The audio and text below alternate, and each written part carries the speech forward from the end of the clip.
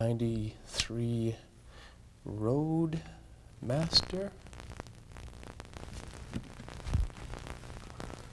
Morning, sir. Hi, how are you? Good. Listen, I gotta tell you right off, I don't like bringing a car into a dealer. I've brought a car in again and again and again, and they never get it right. And I haven't got time for that kind of stuff. You know, I mean, I've got other things to do. But this time, I'm in a jam. I could have fixed this car. I see. What seems to be the trouble? Well, every time I start the engine, it makes some weird sounds, there's rattles, and it vibrates a lot. Man, I should have fixed this car. I could do it myself. This happens every time? Yep.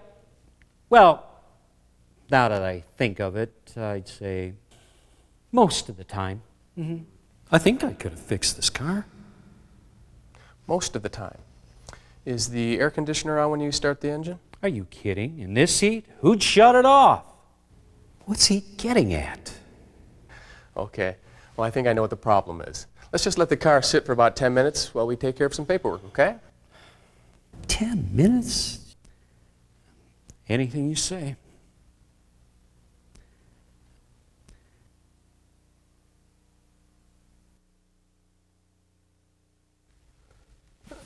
Turn the ignition on. Holy cow. Listen to that racket. What racket? This guy must be hearing things. That whining sound.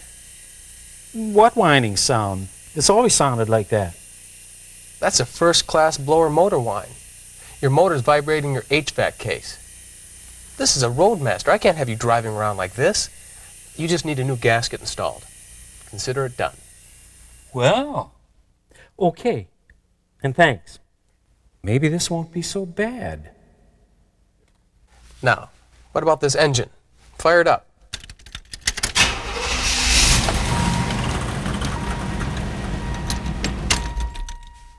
Okay. That sound is the AC compressor clearing oil from its cylinders. I know it sounds irritating, but it's not hurting anything, okay? That's a relief. I thought my engine was going out on me. Whew. I feel better already. Did you see the way that service advisor started changing the customer's negative attitude about dealer service? We'll check in on them from time to time to see how they're completing that RO. But in the meantime, watch this know-how on Buick Roadmasters. I'm covering different repairs from stem to stern for 91 to 93 Roadmasters. Take a look.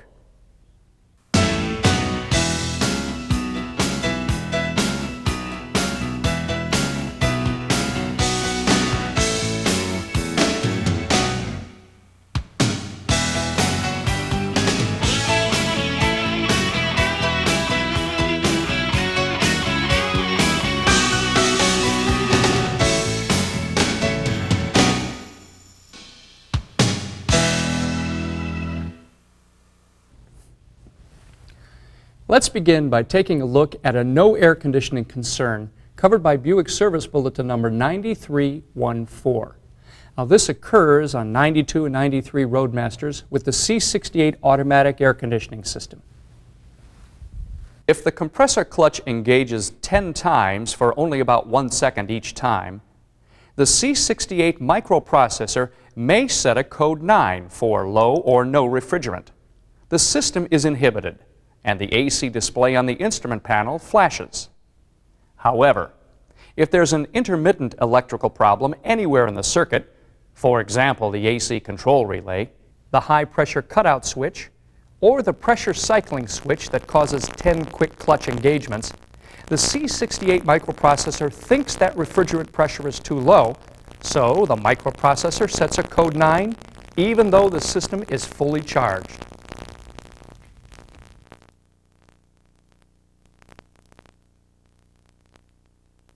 Follow the bulletin. Verify the system and check for intermittence. When all possibilities are exhausted, cut the light blue wire in connector C205 to disable code 9. Be very careful because the blower relay connector has a blue wire too. This is C205.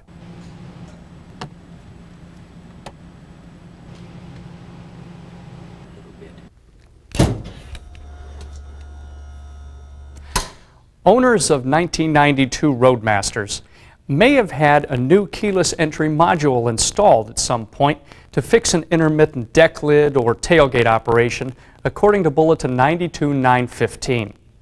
Now, those customers may return, saying their automatic door locks don't relock at a stop like they used to after opening, then closing a door with the brake pedal applied.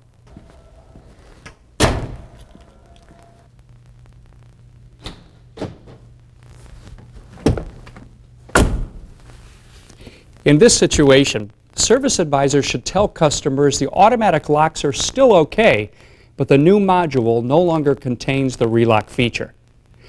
Now let's check up on our Service Advisor and his wary customer.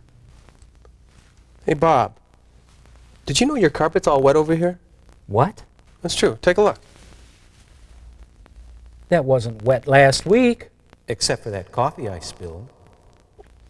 You know, it's been pretty hot and real humid lately. Listen, I've got a hunch. Pop the hood. I need to look at something. I read a service bulletin on this not too long ago.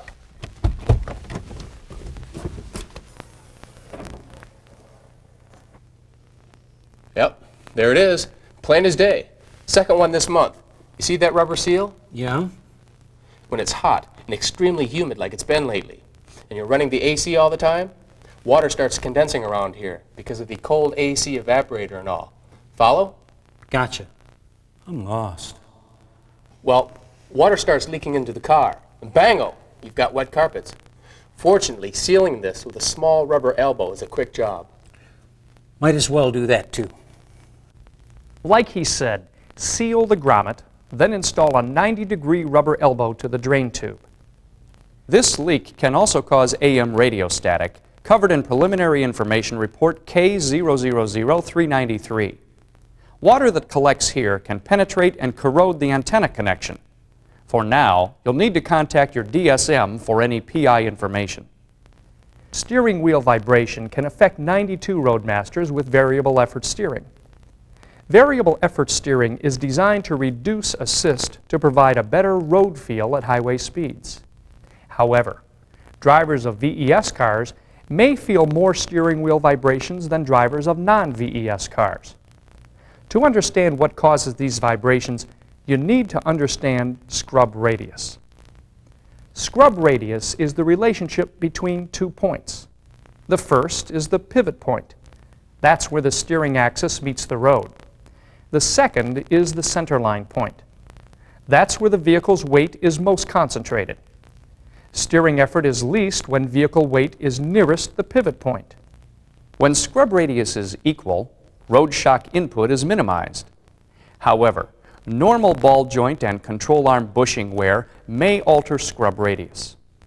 If scrub radius differs side to side and the vehicle goes over, say, railroad tracks, one spindle jolts the steering system harder than the other, sending vibrations up the column to the driver. Reduce vibrations with a steering damper kit. The kit includes a bracket, bolt, nut, steering damper, and steering relay rod. You'll need to weld the bracket in place, so don't forget to disconnect the battery. Remove the relay rod, then clean the weld site. MIG weld the bracket to the frame. Install the new steering relay rod and damper. Reconnect the battery. Occasionally, poor crosswind handling becomes a concern affecting 1992 Roadmasters with variable effort steering. This condition can be caused by a misadjusted steering gear, incorrect wheel alignment, or non-uniform tires. Start with a road test. Steer slightly to one side, then release the wheel. If the steering wheel returns to the straight-ahead position, the gear is not causing the complaint. Wheel alignment is, which we'll get to in a minute. If the steering wheel didn't return, perform a worm bearing preload and then pitman shaft over center adjustments. The worm bearing preload adjustment loads the shaft bearings. After removing the lock nut, use tool J7624 to bottom the plug. Mark the housing. Then mark 1/2 inch counterclockwise from the first mark. Turn the plug back to that second mark. Install and tighten the adjuster lock nut to spec. The Pitman shaft over center adjustment sets the gear lash by adjusting the depth of mesh. Start by turning the adjuster screw out completely, then back in 1 turn. Note the turning torque as the gear is passed over center. This initial torque should be 6 to 15 inch-pounds. Higher torque indicates bearing or seal damage. Move the teeth into closer mesh by turning the adjuster screw until turning torque at center is 6 to 10 inch-pounds higher than the initial torque. Torque the adjuster lock nut to spec. Reinstall the gear and drive the vehicle. If the steering wheel is straight after a proper gear adjustment, the sector gear is exactly centered. This provides the driver an on-center feel. However, if the steering wheel is not straight, driving with the steering wheel straight causes the gear to be off-center. Correct this by resetting toe with the steering wheel set in the straight-ahead position. If the gear is not the cause, check the alignment, specifically caster. Now, 3.5 degrees of positive caster is the spec. As many of you know, increasing positive caster improves returnability, while decreasing positive caster improves directional stability. In our case, that means crosswind handling. So for better crosswind handling, we're recommending 2.8 degrees of positive caster. Then drive the vehicle again to determine if the wind handling condition is repaired. Service advisors must make sure their customers are well aware of this trade-off in handling before authorizing the work. After checking and adjusting the steering gear and wheel alignment, the last option to consider is that non-uniform tires may also contribute to poor crosswind handling. The only way to be sure is to install new tires and drive the vehicle. I know what you're thinking. Step 1, new tires. Well, you may get lucky, but what if that doesn't fix it? Well, you'll be adjusting the gear and setting the alignment, that's what. It's a lot of work, but think about it. Your satisfied customer will think you're a genius. Owners of some 1992 to 1993 Roadmasters may comment on slow steering wheel returnability after performing low-speed turns. This condition is covered by Service Bulletin 9339. This condition can be verified by driving the vehicle slowly. Turn the steering wheel slightly, then release it. The wheel should return quickly to center.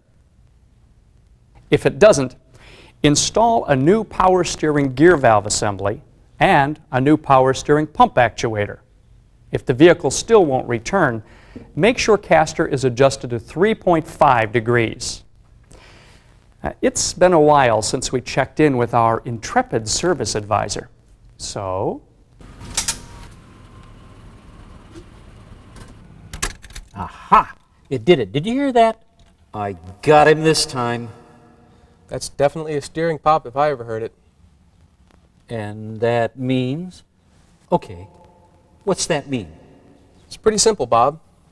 A bolt hole in the frame is running across a bolt thread, giving you that nice popping sound. We just take the steering gear off the car, find the bad hole, and grind it out a bit so that the threads don't touch. Really? Anyone can do that. That's it. Of course, we'll reassemble it for a nominal fee. Just kidding, Bob. Just kidding. Your warranty's got it covered. You're a real comedian. All right, add it to the list. Well, this is going to take a while. Do you need a ride to the golf course? Excuse me? You know, car, ride, golfing. Well, I just, I didn't expect to hear that from a car dealer. Thank goodness. Get your golf clubs.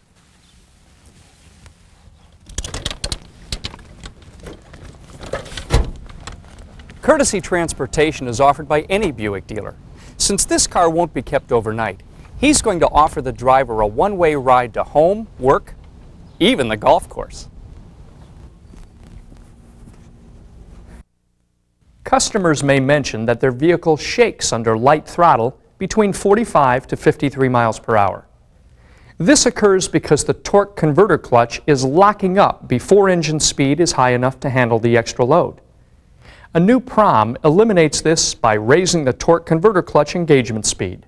This is covered in Bulletin 93 6E17. 92 and 93 Roadmasters with the 5.7-liter V8 may exhibit a shudder effect whenever the torque converter clutch applies or releases. Now, this is covered in PI number D004231. Customers may comment on a hum or boom noise just as the vehicle is accelerating from a stop when engine speed is between 500 to 800 RPM. The noise may also occur as the vehicle is just about to come to a complete stop. The repair is to install a newly designed exhaust hanger. A slight moan or vibration condition occurs in some 1992 Roadmasters built prior to VIN 464-131 with the 2.56 rear axle. Now, the moan occurs while lightly accelerating from 45 to 55 miles per hour on a slight grade in fourth gear with the TCC applied. Now, this is covered in Bulletin 92-1046. The moan, or vibration, is caused by an incorrectly match-mounted rear universal joint, a misaligned exhaust system, or rear frame rail that transmits vibrations to the underside of the vehicle. As the bulletin states, perform all three repairs. Start by checking for incorrectly match-mounted U-joints. The prop shaft and pinion are factory balanced, marked by orange paint. If the paint marks don't line up, the shaft has been misinstalled, so reposition the prop shaft. If the paint marks are gone, reposition the shaft and check for fewer vibrations. If that doesn't help, use hose clamps to balance the prop shaft. Next, align the exhaust system hanger blade inside the mounting block. A twisted blade can pass exhaust pulses to the underbody. Adjust the system parallel to the vehicle. The last step is to install a frame rail brace to reduce frame vibrations. Another type of boom can be heard during light acceleration from 45 to 55 miles per hour. The problem only occurs in fourth gear with the TCC applied. This is covered in Bulletin 93-611.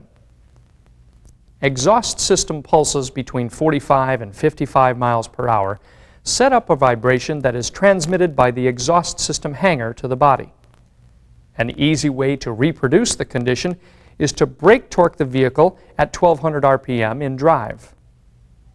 To correct this condition, install a new exhaust system hanger. Torque the hanger to frame bolts and hanger clamp bolt to the specs in the bulletin.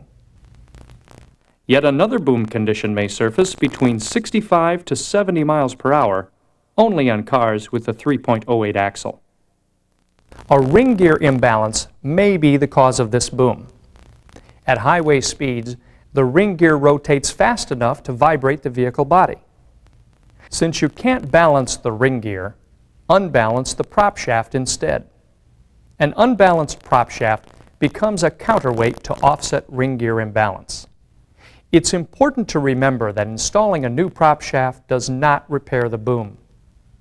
Some owners of 1991 to 1993 Roadmasters may complain of wind noise, covered in Bulletin 93-1014.